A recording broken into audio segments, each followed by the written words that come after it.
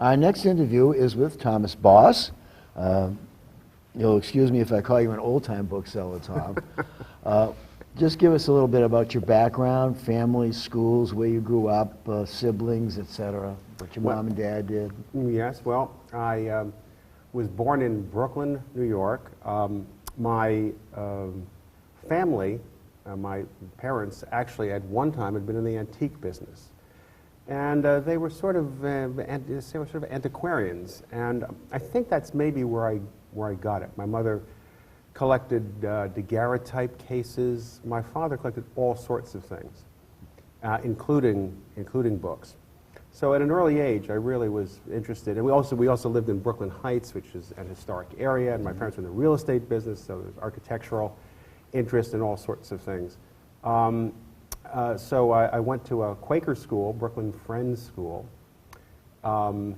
actually for my entire undergraduate school career. And I started getting interested in books, actually as sort of physical objects in addition to reading, at about the age of 15, which I always thought was sort of, or I've come to think since, was rather early. And I saw in antique shops, I saw interesting bindings, and also we had quite a few old bookshops around those days, one of which I worked in for 2 summers when I was, I guess, between 15 and 16 and 16 and 17, the Borough Bookstore on Montague Street in Brooklyn Heights. So I really sort of, kind of, I guess, got into it by osmosis, or I actually was always a pianist, and I studied music, so I have a degree in theory and composition from Boston University, but never pursued that. And interestingly enough, I've never sold books or been terribly interested in books on music. On music, it's mainly it's mainly something that I do, and I'm more interested in doing it than reading about it or talking about it. Having gone then in the late 60s to Boston University, I ended up in Boston, and I decided I liked it and stayed here. And of course, visiting the old bookshops in Boston, especially Goodspeed's. Yes. That was a paradise for collectors and for booksellers. And I could go and always see something interesting and fresh looking. So that really, I guess, kind of cemented my, in some way, my interest in sort of in the buying and selling of books. And I also had been a collector. I started out collecting the works of Max Beerbohm. And any special reason? Well, he was a very witty fellow, a caricaturist. I liked caricatures. I liked unusual stories and comedic sorts of things. So, in any case, I started collecting, and then after a fairly short time, I was also at this point, I was in the music business and was composing. I was teaching piano, and I realized that the music business was not going well at all, and that I really wasn't making really any money. And I thought, well, I'm spending all this time looking for books. And again, this was about when I guess I was about my early 20s. Spending all this time looking for books, and I thought, well, wait a minute, I see all these books that I don't really need, and I think they're underpriced. So that kind of led me into selling books, which I first did in 1973. So I guess I must have been 23 or 24 at the time. And so these, so that's sort of what kind of led me. I never intended to be a bookseller, certainly. I again, I had the collecting bug, the antiquarian bug, but all of this is sort of coalesced, and I've been doing that ever since. And I still do some musical things too, but still haven't made any money ever, pretty much, as a musician. Talk a little bit about what you specialize in and the kinds of things that you handle in your business. Well, it's been almost for the entire time, although I always have had a few general books, and But it has been the art of fine bookmaking, the art of the book. So these are, of course, books of interesting typography, illustration, especially interesting bindings are valuable to me.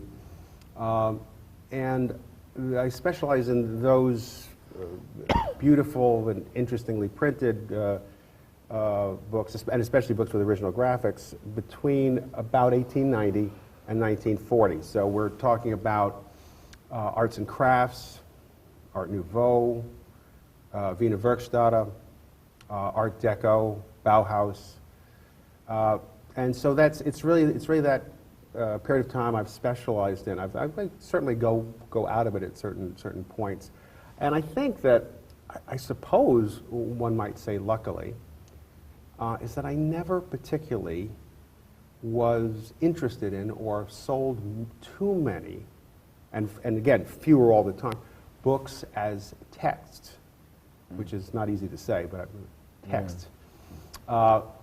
And of course, that is the way things are going. That books, I think, are more objects now. They're more relics. They're artifacts. They're association copies. They're unique things. Witness the big trend for artists' books and one-of-kind things. Because of course now we can get from on the internet, you can some books that you might want for the text, you could get 106 copies of if you need them, or you can do or you can get a lot of this material right from the internet itself. So I think in some ways, I guess I perhaps was ahead of the curve in treating books as, I never quite, especially in the literary field, I never quite understood why the first edition, or I never quite, I understood it, but I didn't always agree with the fact that people were buying first editions of literary works that were not inscribed and maybe just in nice dust jackets, and why this was acceptable. Well, why people went at them, and I guess it still do, to some extent, at such monumental prices. So, books as physical objects, I think they're really here to stay, and I think that's a lot of the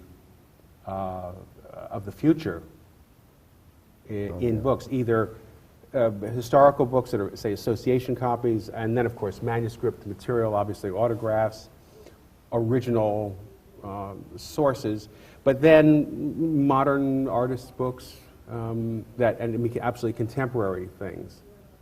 And as someone involved in selling, it's always great to be able to say to someone, well, this is just out, this is new, no one has it, you don't have it.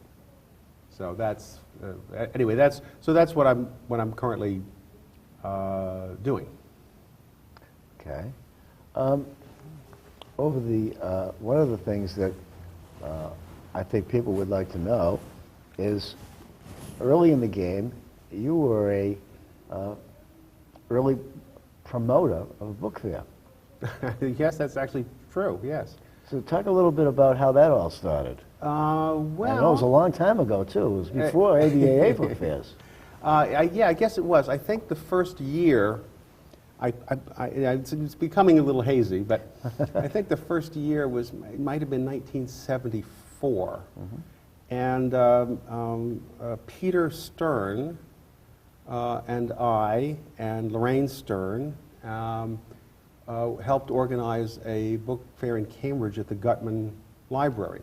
I think we had about 40 dealers, and I guess, of course, we knew about, the New York ABAA fair existed then. Right. But Boston hadn't come into creation yet. Right. I think Boston had not started yet.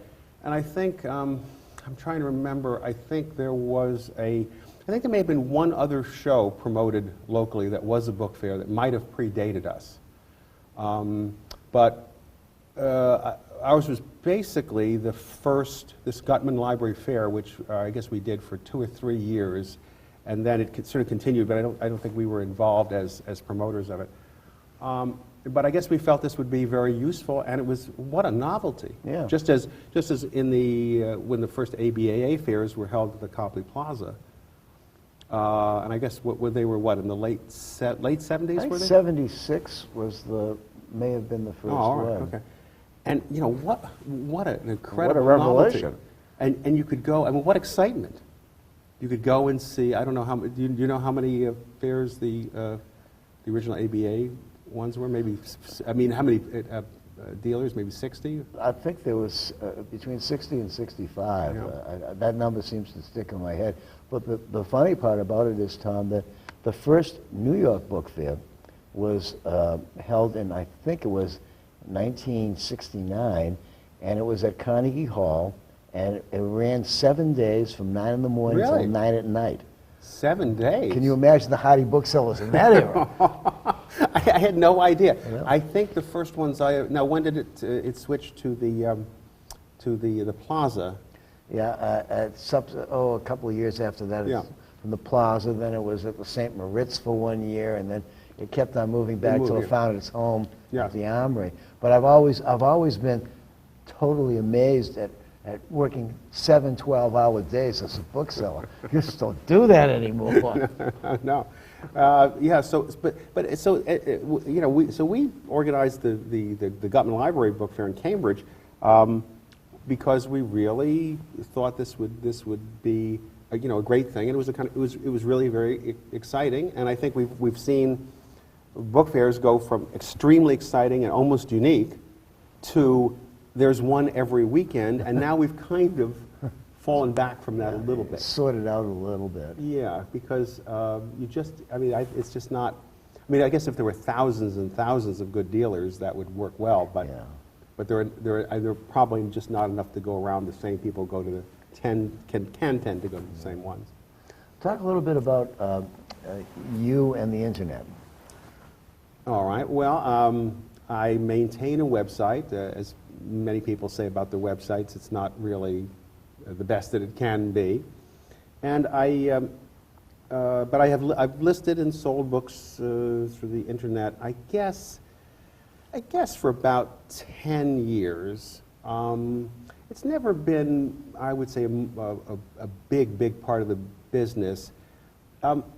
Funnily enough, with visual books, or with books that are visually appealing, people can, yes, of course they can see them on the internet, which is, again, I sometimes sell prints, and I do have a very big specialty in ex libris, in Bookplates. So I sell lots of Bookplates. So those are really, they are easy to see. But it's, funnily enough, most people want to, if we're talking about, say, bindings, they still need to see them. They don't often order them.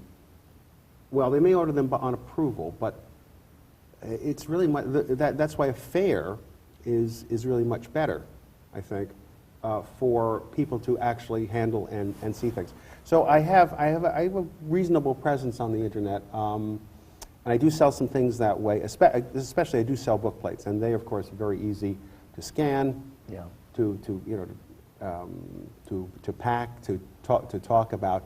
And I think that's a kind of an ideal way to sell multiples.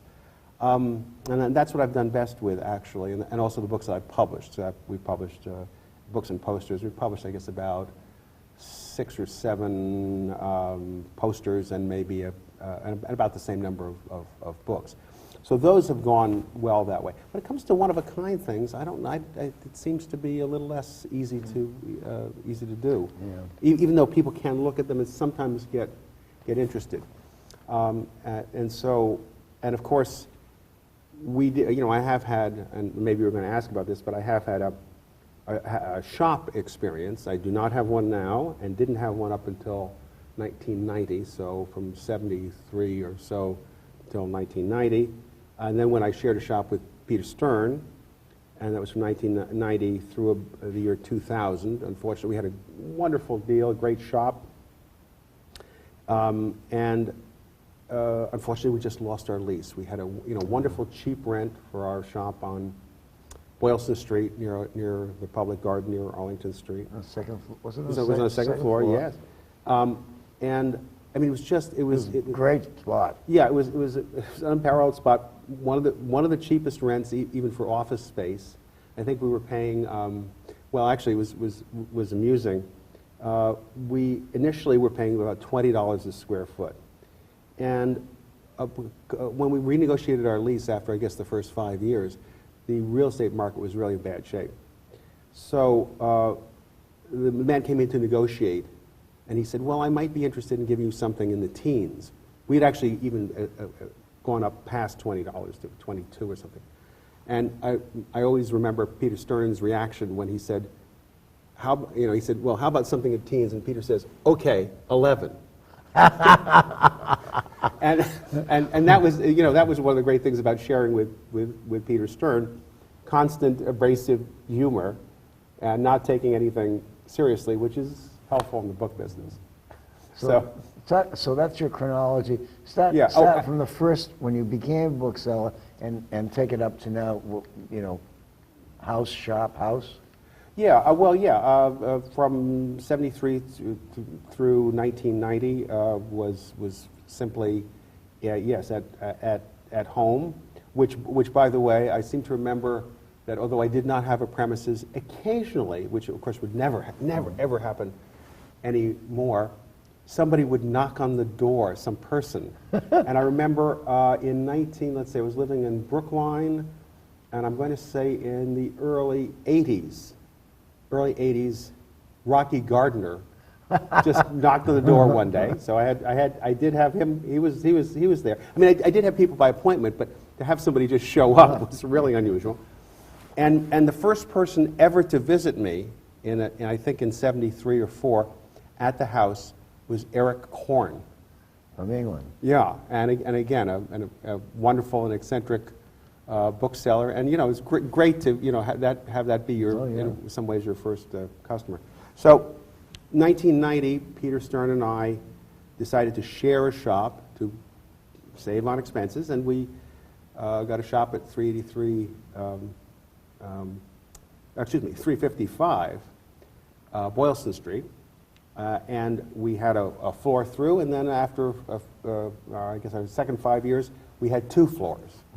And it was a great experience, and we had eventually shared the shop with 2 other booksellers relatively briefly. One was Lame Duck Books, and the other was Boston Book Company. So for a time, we had 4 booksellers. So we sort of had a mini book fair. Yeah, critical mass of booksellers. Yeah, and it was a nice cross-fertilization because we had people coming in to see.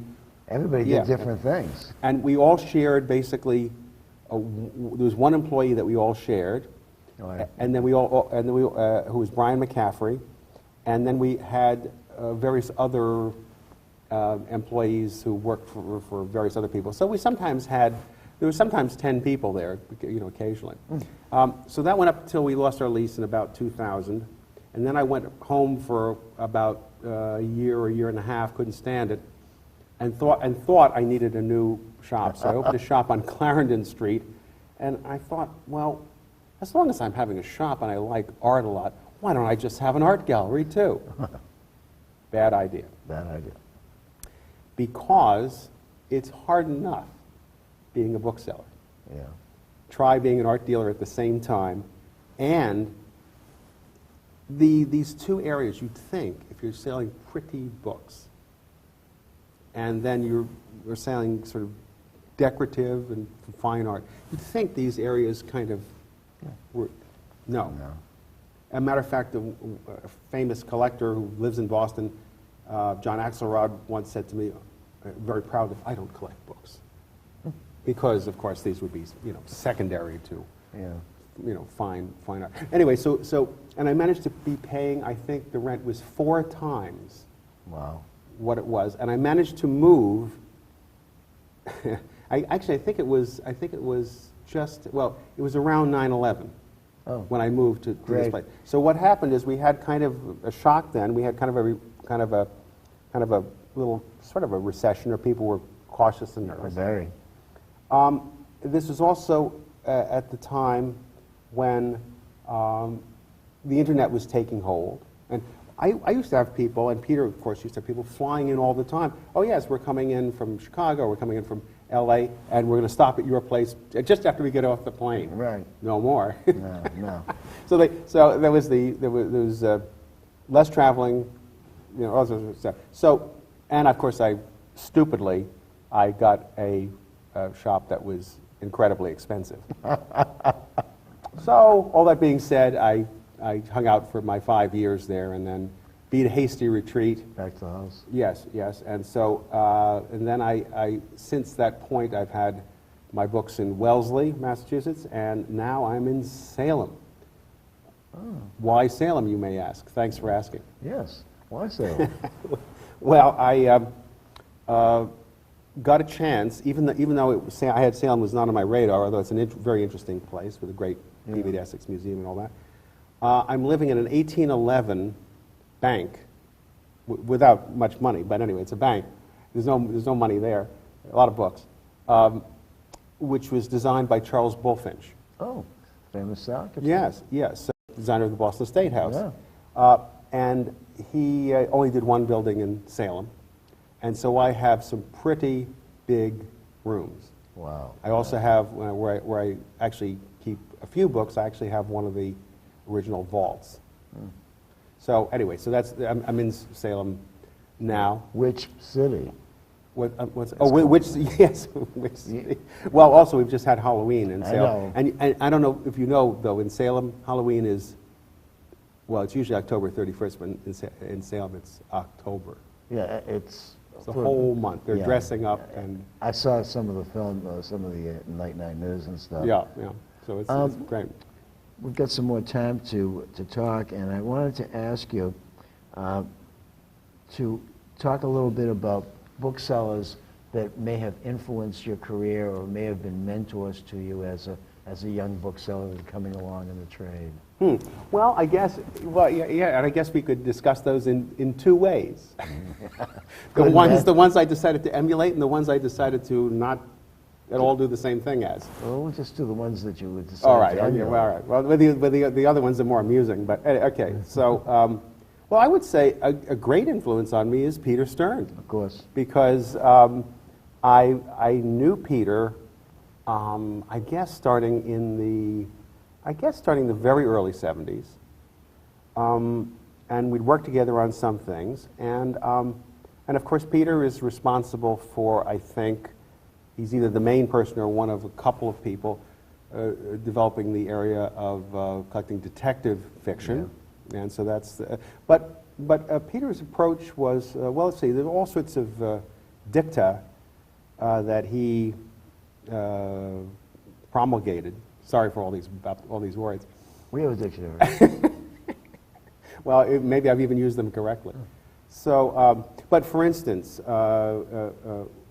He would say concerning book fairs, I would say, Peter, why are, and then this was after some years, that he was doing all these fairs. I said, Peter, you're pretty well-known dealer. Why are you doing all these fairs? He said, well, you kind of have to be there all the time. And, you kind of have to make yourself known. If someone wants to buy or sell, they have to depend on the fact that you're going to be there. Mm. So sort of this constancy was one thing that he stressed, and also how you might sell at book fairs. Well, you couldn't look at it as, oh, I've had a disastrous book fair, so I'm never doing them again. You have to average it out. And as I say, his dealing was always very straightforward, and people, I think, find his. He's very honest about his way of buying books from people. He'll tell people what I'll pay for them. He'll usually tell people sort of what he's going to price them. Yep. And say, this is the situation. This is what we do. So so there's not, as with some booksellers. I mean, he's really he's pretty transparent. So that was always very good. Now I might say that also someone like David Holmes, who's now really mainly an autograph dealer, but I met him in the early 70s. He was living in Boston then, after having, I don't know whether he tried to be a book dealer while he was stationed in Ketchikan, Alaska, but I think it was probably difficult there. Yeah, I would think so. And David was, in a lot of ways, the opposite of Peter, and a lot of the personality way. Very quiet. Sometimes I'd be talking to David on the phone, and I wasn't sure whether he hung up or not. Yeah.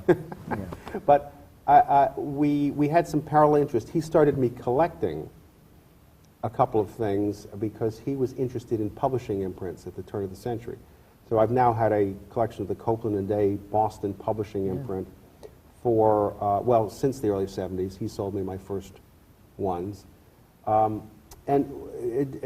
David had, he said, well, as a collector, he said, or if you're, what you should tell collectors, because he believed this to be true, is that you must, and I think it actually even works as a dealer. Anybody, you want to let people know what you're interested in, and you want to always respond to quotes or offers of anything, and you want to be absolutely consistent, and you will end up with a great collection. Sometimes you'll pay too much, sometimes you'll pay too little, sometimes you'll pay the right price, but it will work out in the end. And again, that's sort of, again, what I was saying with Peter and book fairs. If you commit to doing the whole thing constantly and well, then it will work out. If it's spotty, you don't know. To sort of finish things off, what do you think are the great challenges facing the antiquarian book trade as we proceed forward? Mm-hmm. Well, there certainly are some. Yeah. Well, I think I wish I could be as nimble as I think people need to be. I wish because in the older days, customers lasted longer. Everything lasted longer. The interest in things lasted longer. A book dealer a few years ago wrote an article, I think, in maybe John Windle, who wrote an article about how long a collector lasts. And I used to think, and I still have one collector I've been selling to for 35 years, but that is really, really rare. Now with the internet, with everything that's going on, you can, if you're a collector, especially a collector with a lot of money, you can get a lot of books very, very quickly. So I think when Windle wrote his article, he said that the average length was 3 to 5 years of anyone collecting seriously, because they, again, if they had money and they could get stuff. So the internet and the way that books are available has demonstrated that, again, as Peter Stern was saying to me recently, Hemingway's 3 stories and 10 poems, used to see 1 copy on the floor at a fair. Everyone would be very excited about it. Now you see 8. And they're not even selling because now people say, well, there are 8 copies around. What's my hurry if I want to buy Yeah. it? So I've discussed this with people all the time, with booksellers, and say you just have to sort of not be too doctrinaire. You have to sort of be able to move and change very quickly. I'm not sure booksellers like that. I know I don't. I still believe things sell which may not have really been selling for 5 or 6 years. And it's beginning to dawn on me, though. Well, that's good. At least something's dawning on you. Well, it's pretty. Yeah, it's pretty rare. But yes, that would be the triumph of hope over experience. Yes. But at this point, I think that we just have to really be willing to look at new areas, and to not think that the old ones are sacrosanct, because they are. Because this is just, I love this stuff, but this is it's a business. Yeah. And so I'd like to think of it as just sort of a kind of a romantic hobby, but it isn't. Well, great, Tom. We've come to the end of the line. All right. Thanks a lot. Thanks so much. A pleasure.